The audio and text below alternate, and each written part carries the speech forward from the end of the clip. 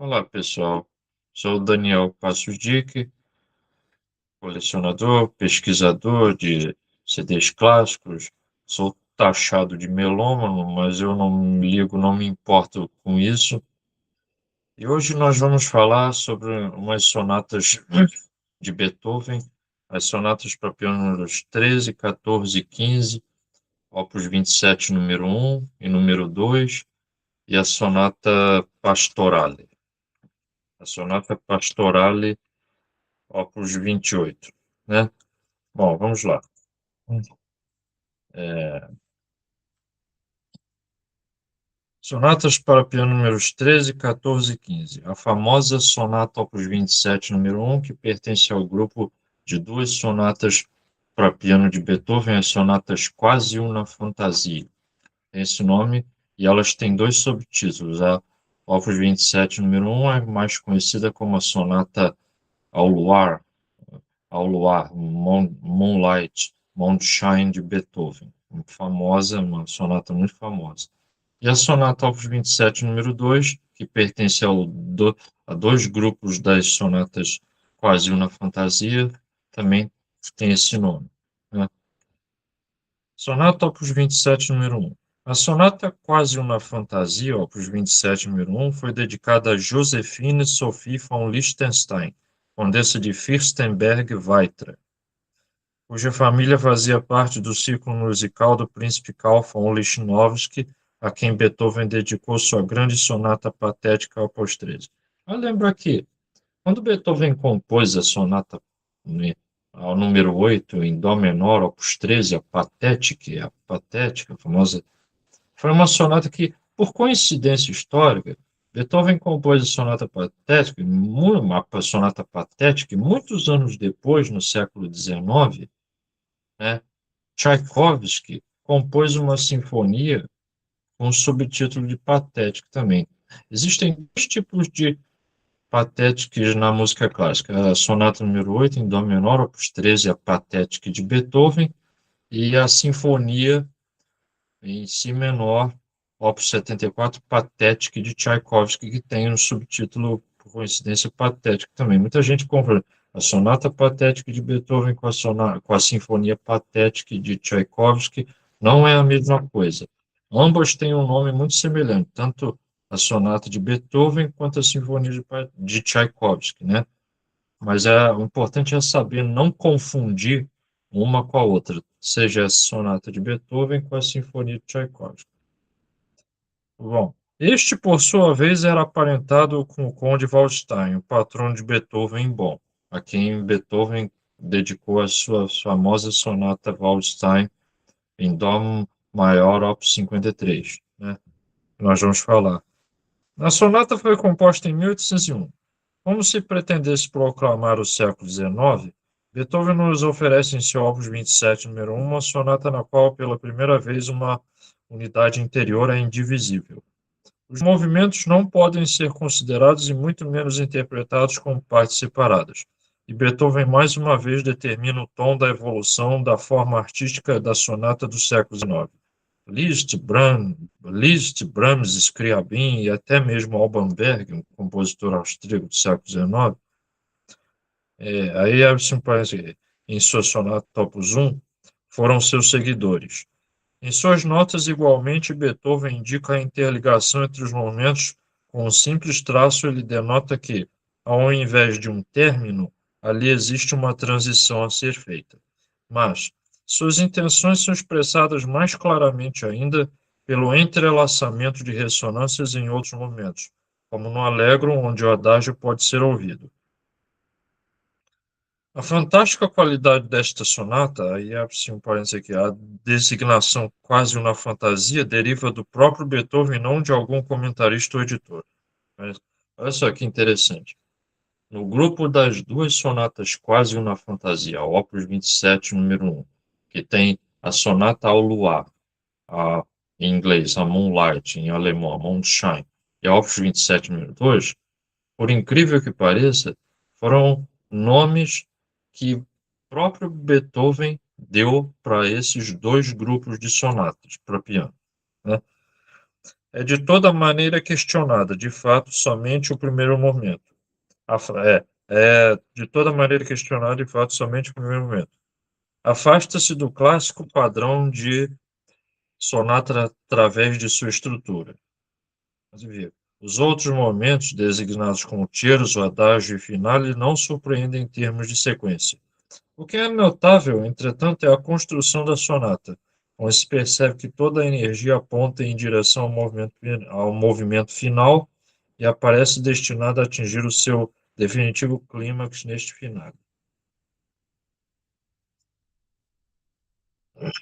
Sonata Opus 27, número 2, parece a sonata ao luar, ao Moonshine, ao luar, a Moonlight, a Moonshine de Beethoven, que é muito famosa, né?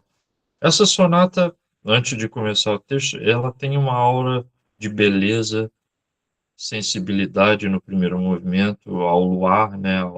E tem uma aura de mistério, principalmente de, de no terceiro momento, presto agitato, uma coisa intensa, forte, é, é, de alguma coisa de traumas, de perturbações psicológicas, dá a entender tanto no terceiro movimento, Presto agitato, que ela, ao mesmo, é uma sonata que também tem uma aura de mistério, é tão fascinante porque ao ponto de ser tão conhecido, né? Em vários pontos das obras das sonatas de Beethoven, encontramos passagens que parecem convidar ao canto.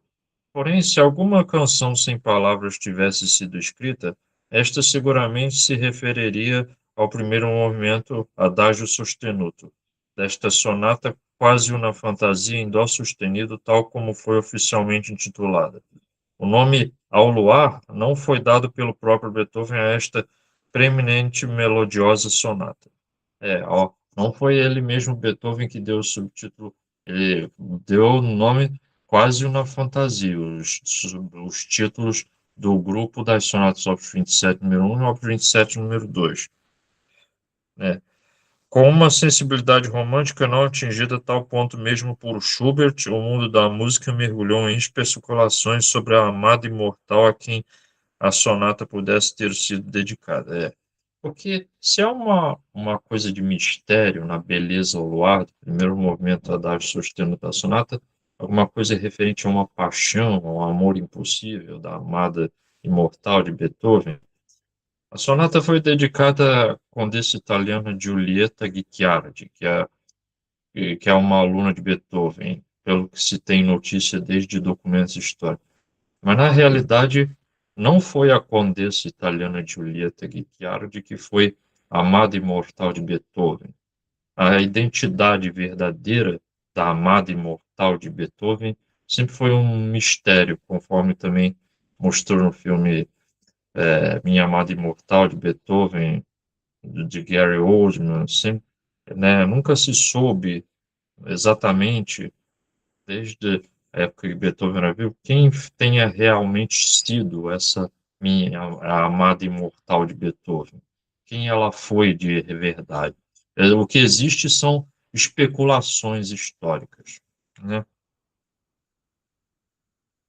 O próprio Beethoven deu origem a uma considerável confusão, tendo trocado a dedicatória da sonata no último momento, endereçando à condessa Giulietta Guicciardi ao invés da condessa Henrietta Lichnowsky, né?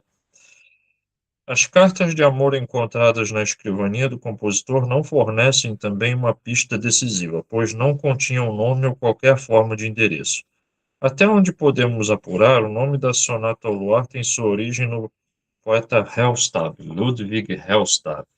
Hellstab.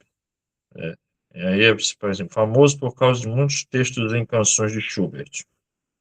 É, ao ouvir a sonata, o poeta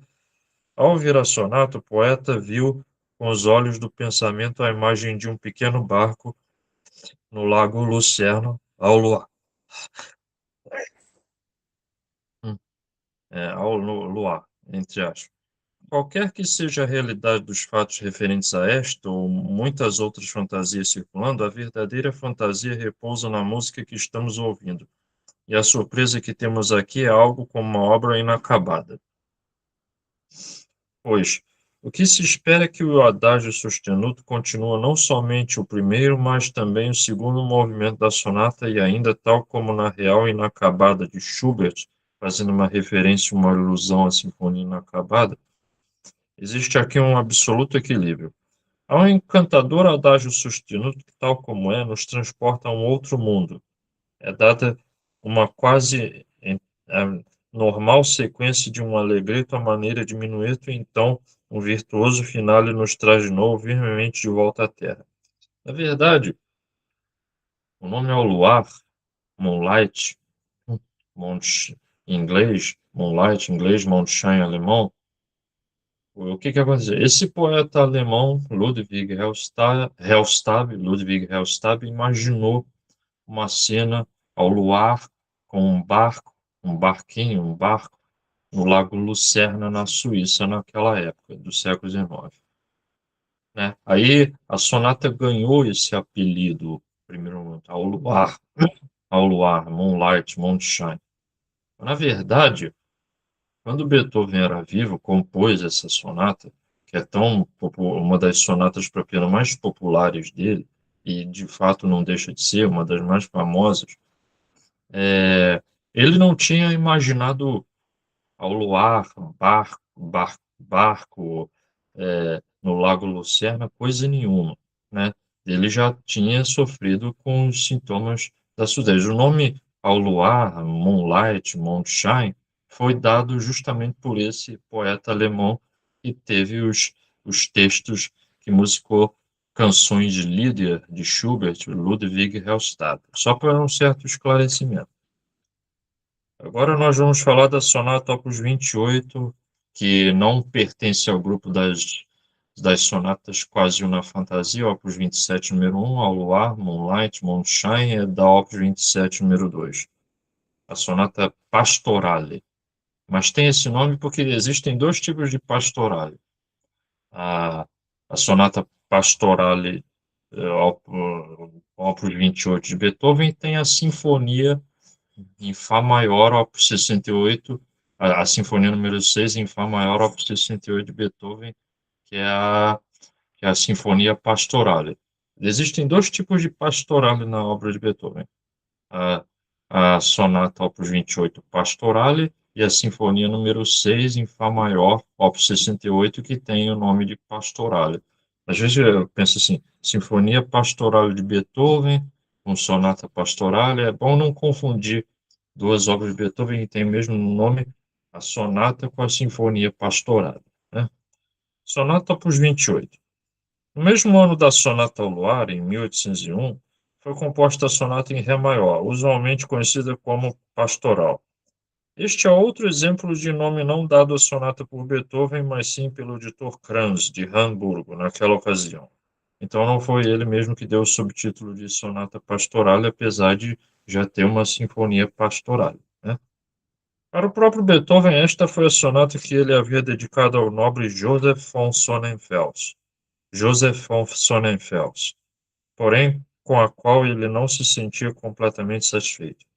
Isto pode ser inferido de seu desejo de melhorar a temática,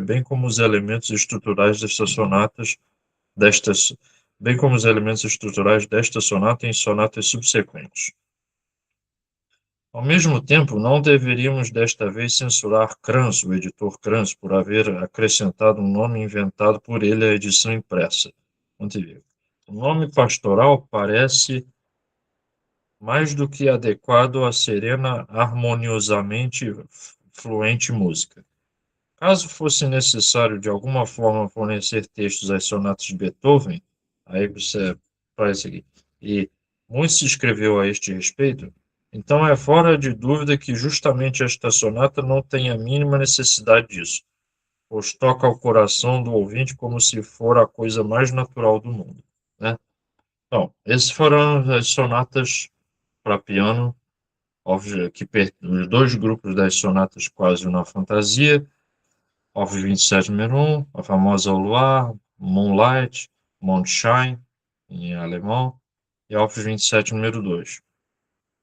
E a Opus 20, e a Opus e a Opus 28, e a em Ré maior, Opus 28, que tem esse subtítulo Pastorale, que não confundir com a Pastora, a Sinfonia Pastoral, número 6, em Fá maior, Opus 68, e com a sonata em Ré maior, Opus 28, Pastorale. Falar sobre os intérpretes.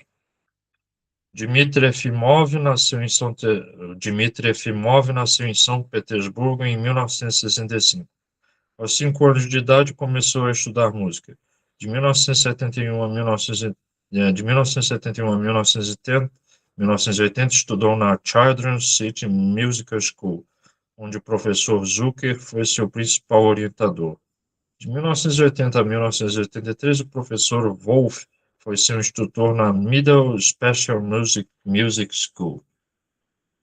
Dmitri Efimov ingressou no curso do professor Pavel Egorov, no Conservatório de São Petersburgo, em 1983. Quando Efimov terminou o conservatório, em 1990, tornou-se ele próprio um professor do famoso instituto. Valery Vishnevsky é amplamente conhecido na Rússia. Ele estudou no Conservatório de São Petersburgo com Rentova, Savinsky e Nilsson.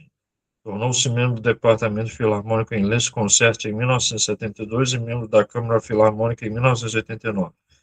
Em 1973, ganhou o primeiro prêmio no concurso Prague Spring, Primavera de Praga, e uma medalha de ouro no Festival Internacional na Bulgária. Vishnevsky é famoso por sua brilhante individualidade criativa. Suas possibilidades técnicas são quase ilimitadas e suas interpretações são de profunda delicadeza. Seu vasto repertório compreende Bach, Schoenberg, Arnold Schoenberg, compositor austríaco que nem todo mundo conhece, de Glinka Shostakovich, ou Shostakovich, quem preferir falar. É um intérprete muito atuante tanto nacional como internacionalmente, na Rússia e no exterior, e imprime sempre um alto nível em seus concertos. Vladimir Shakin, 1954, polonês, nasceu em Legnica, na Polônia. Polonês, polaco, é outro representante da escola de piano russa, tendo se graduado no Conservatório de São Petersburgo em 1978, completando seus estudos pós-graduação sobre a orientação dos professores Serebriakov e Nilsson em 1982. Vladimir Shakin ganhou muitos prêmios em Zwickau, Alemanha, né? Ganhou o concurso Schumann em 1974 em Viena, o concurso Beethoven em 1985 e o concurso Liszt em Budapeste em 1986. Shakin tem tocado em Moscou e em São Petersburgo, bem como na Hungria, Alemanha, Finlândia, Itália, Inglaterra e Japão. O repertório de Shakin consiste de compositores de diferentes estilos e épocas, porém seus favoritos são Bach, Mozart, Beethoven, Schumann, Chopin, Schubert, Liszt e Rachmaninoff. Seu propósito é combinar em seu trabalho liberdade emocional, sinceridade e aperfeiçoamento da estrutura musical. Bom, falou-lhes Daniel Passos Dick. Esse é o primeiro grupo das 32 sonatas para piano de Beethoven. Foi-lhes um prazer, agradeço, falando umas obras realmente importantes, como a famosa a Sonata ao Luar, Moonlight, Moonshine, que é muito conhecida de Beethoven, uma das sonatas mais profundas e que tem uma beleza de aura e mistério. E foi-lhes um prazer, agradeço a todos, sempre mais.